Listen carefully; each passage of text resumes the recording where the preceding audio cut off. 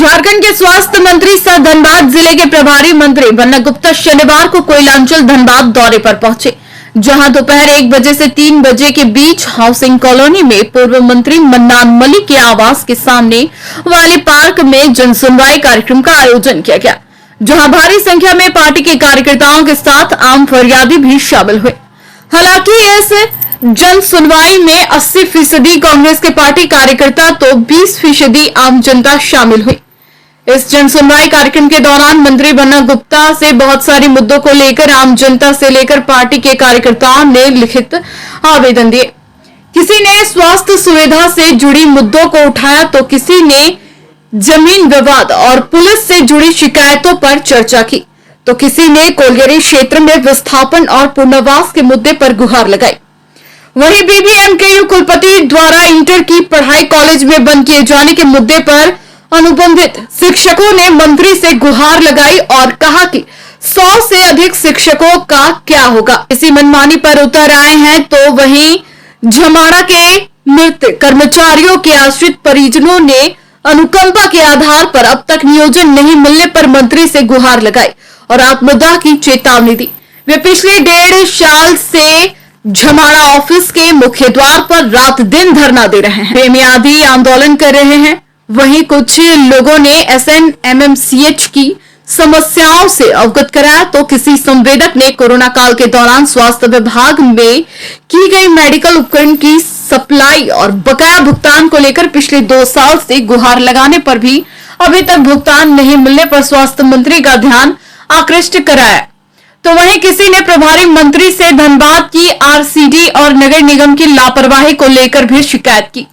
दहिया रानी बांध तालाब के पास सड़क पर बने तालाब के अस्थायी समाधान पर मंत्री से गुहार लगाई गई, तो वहीं जर्जर बिरसा पुल की मरम्मती की भी गुहार लगाई गई।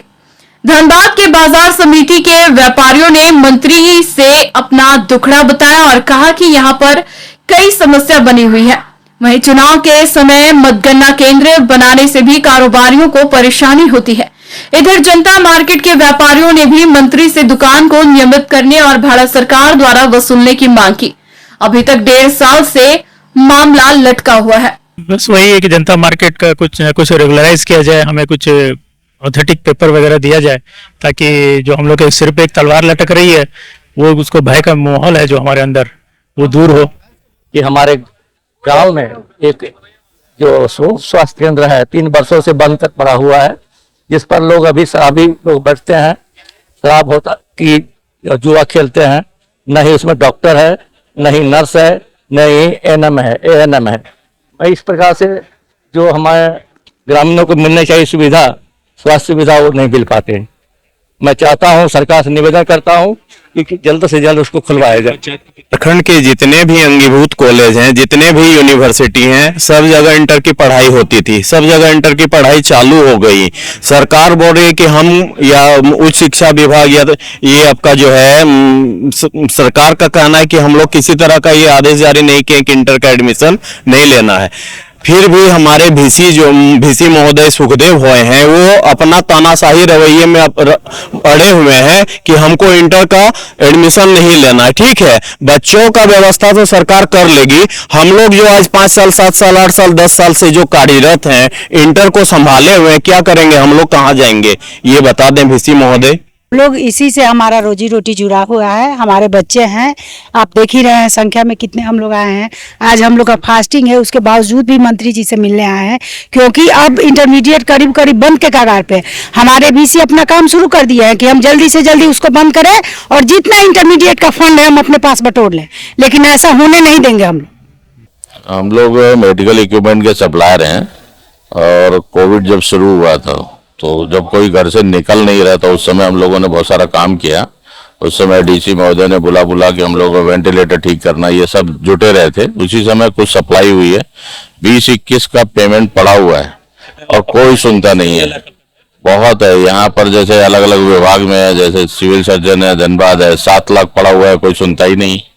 कितनी बार भी बोलो उनको, कहो कि और जिलों में भी है, चतरा में भी पड़ा हुआ है, सब जगह पड़ा हुआ है, कोई सुनवाई नहीं हो रही। राज्य सरकार के पास हमारा कम से कम 70-80 लाख रुपए पड़ा हुआ है, कोई मिलने का कोई वही नहीं रहता, इसलिए मंत्री जी से गुहार करने के लिए आए हैं। हाँ, गोविंदपुर सीओ के द्वारा रैयती जमीन को किसी अन्य व्यक्ति के नाम से पैसा दीजिए, तमाशा देखिए वहां। और ऐसा एक मामला नहीं है, कई मामला है। मैंने 1000 की रसीद किसके नाम पे कट ना, वो देखा भी नहीं जा रहा है, वो पैसा लेकर के रसीद काट दे रहा है। मैं इसका गुहार झारखंड के मुख्यमंत्री हेमंत सोरेन जी से किया, डीजीपी झारखंड से किया, धनबाद एसपी से किया, उपायुक्त महोदय से किया, अपर समहर्ता से किया, गोविंदपुर थाना से किया, लेकिन कहीं से कोई सुनवाई नहीं। उनकी सेटिंग बहुत जबरदस्त है। के मृत कर्मियों के आश्रित हैं जो लगातार 592 दिन लगभग 1.5 साल से अनुकंपा के आधार पर नियोजन से संबंधित मांग को लेकर धरना प्रदर्शन कर रहे हैं। इतना लंबा समय से धरना करने के बावजूद भी सरकार जो अभी तक हम लोग मामलों को संज्ञान में नहीं लिया है, और हम लोग जो प्रस्ताव का पत्र जो है वहाँ आज से 1.5 साल पहले गया हुआ है सरकार के पास में, लेकिन सरकार का उदासीन रवैया के कारण हम लोग की आर्थिक स्थिति जो है दिन ब दिन जो है दयनीय होते जा रहा है।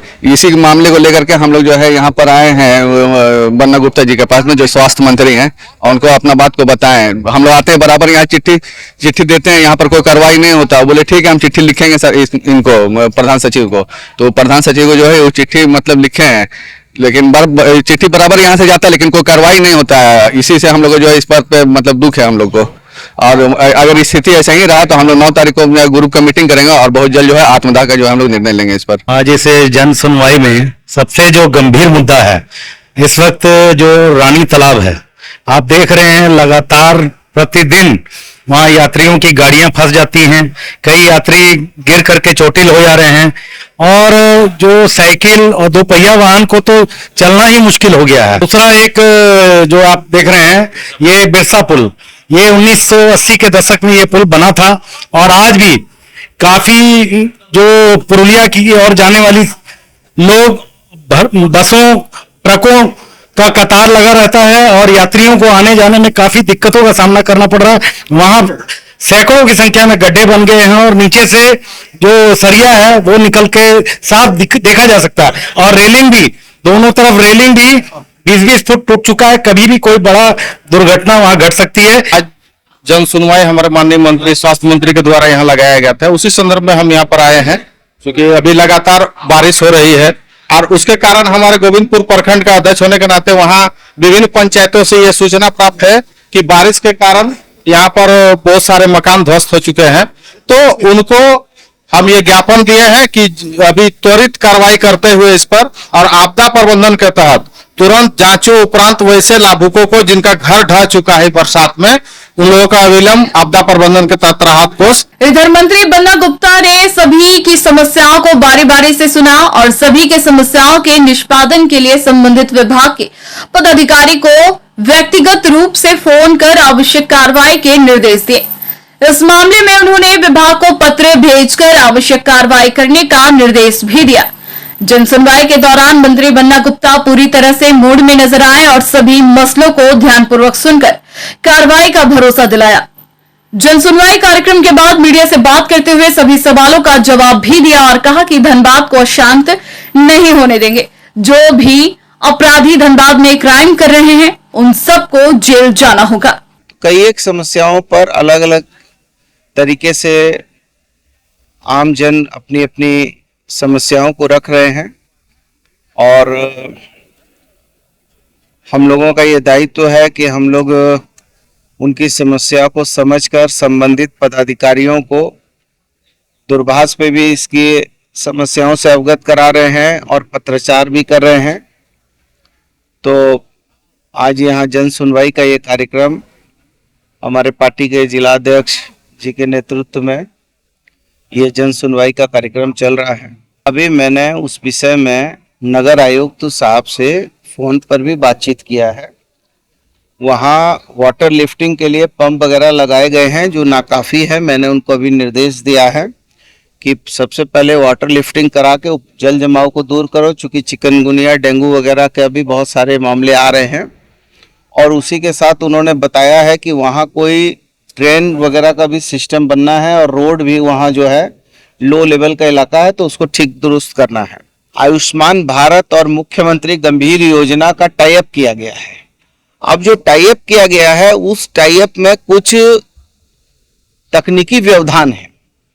उन तकनीकी व्यवधान को लेकर कल कैबिनेट की बैठक में भी मैंने माननीय मुख्यमंत्री जी को संज्ञान में दिया था। मुख्यमंत्री जी ने 9 तारीख को बैठक करने का, 9 और 10 तारीख 2 दिन बैठक करने की बात कही है और उसको हम लोग जल्द ही एज सुन एज पॉसिबल हम लोग ठीक कर लेंगे। आपको ये मालूम होना चाहिए कि इंटरमीडिएट की जो परीक्षा में जो हमारे शिक्षक हैं और जो छात्र हैं उनको पूरे स्टेट में ये प्रॉब्लम हुआ था और पूरे स्टेट का प्रॉब्लम जो है मैंने ही कैबिनेट में पुरजोर तरीके से उठाया था और पूरे राज्य में ये मामला का समाधान हुआ था। उसमें फिर जमशेदपुर वुमेन्स कॉलेज और रांची का जो है राजस्थान क्या नाम था उसमें 2 जगह एक प्रॉब्लम था, अभी ये धनबाद में एक प्रॉब्लम है। तो उसमें वुमेन्स कॉलेज और वहां का हो गया, अभी ये राजस्थान का ये धनबाद वाला है। आज हमने उपायुक्त महोदय को बुलाया है, उपायुक्त महोदय से बातचीत करेंगे, बातचीत करके इसका क्या रास्ता होगा वो देखेंगे और इसके परमानेंट रास्ता के लिए हम लोगों को कुछ इसमें और बड़े चेंजेस करने की जरूरत पड़ेगी ताकि जो है, चूंकि 5000 के करीब शिक्षक हैं, जो शिक्षक, मेरा व्यक्तिगत मानना भी ये है, इसको मैं सरकार की तरफ से नहीं, मैं व्यक्तिगत अपना बोल रहा हूं कि जो शिक्षकों को जो मानदेय है वो मानदेय भी बड़ा कम है। तो उस पर भी हमने मुख्यमंत्री जी का संज्ञान में लाया है और हमारी सरकार, आप देख रहे हैं कि हर विभाग में नियोजन करने के लिए हर विभाग में समीक्षा कर रही है। आप लोगों को इस बात की खुशी नहीं है कि जनता मार्केट के लोगों को कभी उजाड़ रहा था आज से 2 साल पहले? आप लोग बताइए, एक भी पत्रकार भाई ऐसा है तो बताइए। उसमें मैंने तुरंत उसमें संज्ञान लिया और किसी को बेघर होने से, रोजगार छीनने से रोक दिया। आज तक उनका कुछ नहीं हुआ है। अब बात है समायोजित करने का, उनको फिर से आवंटन करने का, एज फॉर लॉ, उनको एज फॉर लॉ हम कैसे उसको वापस उनको दिलाएं, इसके लिए प्रक्रियाएं चल रही हैं।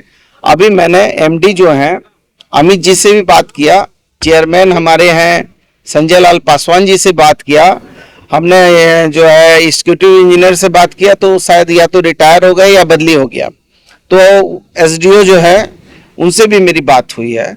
तो हम लोग प्रयास कर रहे हैं कि किन रास्तों से वो ऐसा मैकेनिज्म तैयार हो जाए जो सांप भी मर जाए लाठी भी नहीं टूटे, चूंकि उसमें हाई कोर्ट के भी कुछ आदेश जो है, पूर्व के आदेश निर्गत है।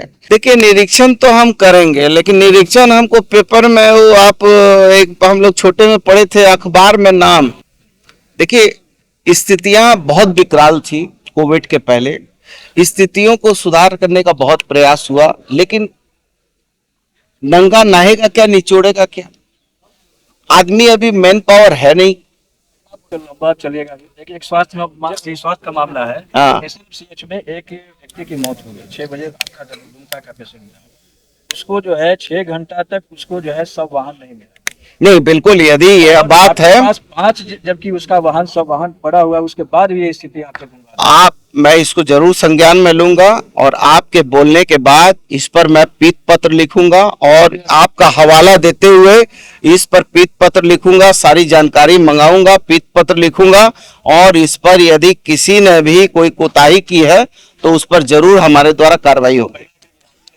नहीं, बिल्कुल, देखिए, चूंकि स्वास्थ्य विभाग मानवता का विभाग है, संवेदनशीलता का विभाग है, ये पॉलिटिकल विभाग नहीं है।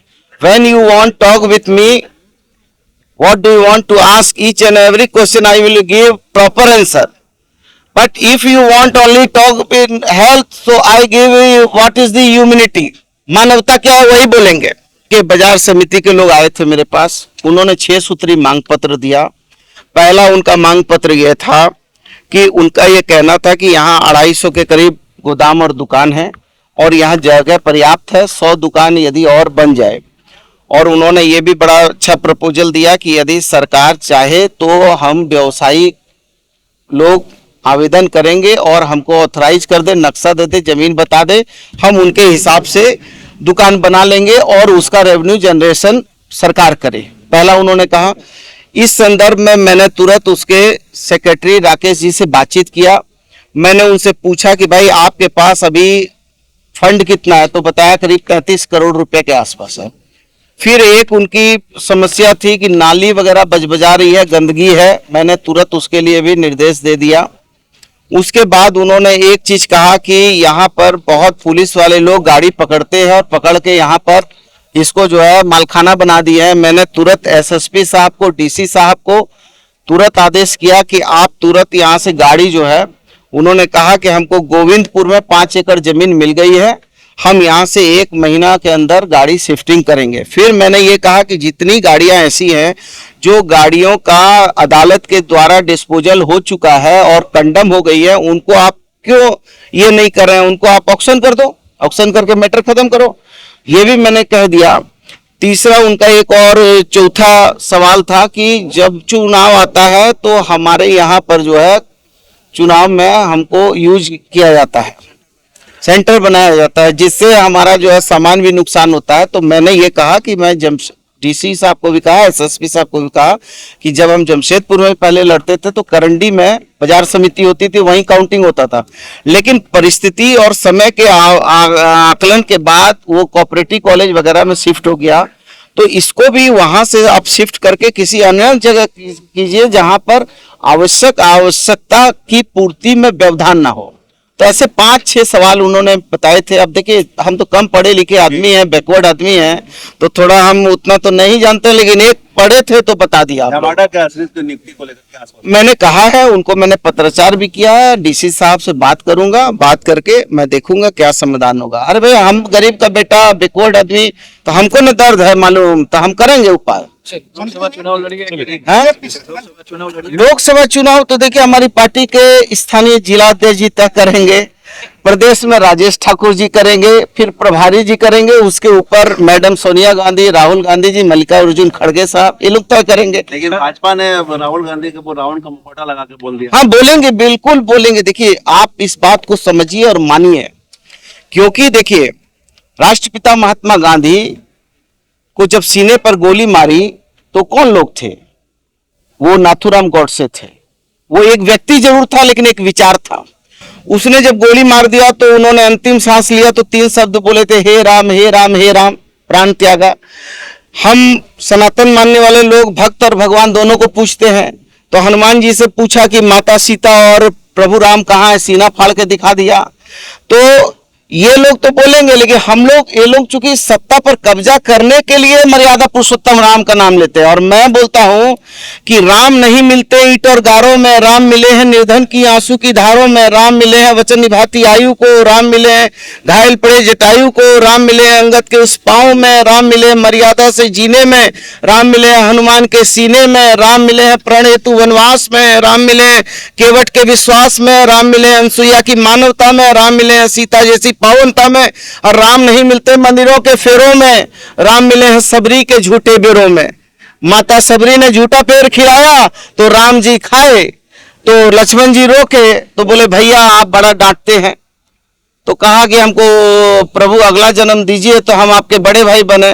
तो राम जी जो है कृष्ण बने और जो है लक्ष्मण जी बलराम बने। और हम लोगों ने कड़ाई किया, कुछ अपराधी जेल के सलाखों में, और जल्दी कुछ लोग जेल के सलाखों में जाएंगे। कोई माई का लाल को अमन, आइन, मोहब्बत तोड़ने का अधिकार नहीं होगा। और यदि शासन को चुनौती करेंगे तो उनसे ज्यादा शासन के पास जो है हथियार भी है, कानून, बाबा साहब अम्बेडकर का अस्त्र भी है, संविधान का। न्यूज एएनपी के लिए कैमरामैन रोहन के साथ कुंवर अभिषेक सिंह की रिपोर्ट।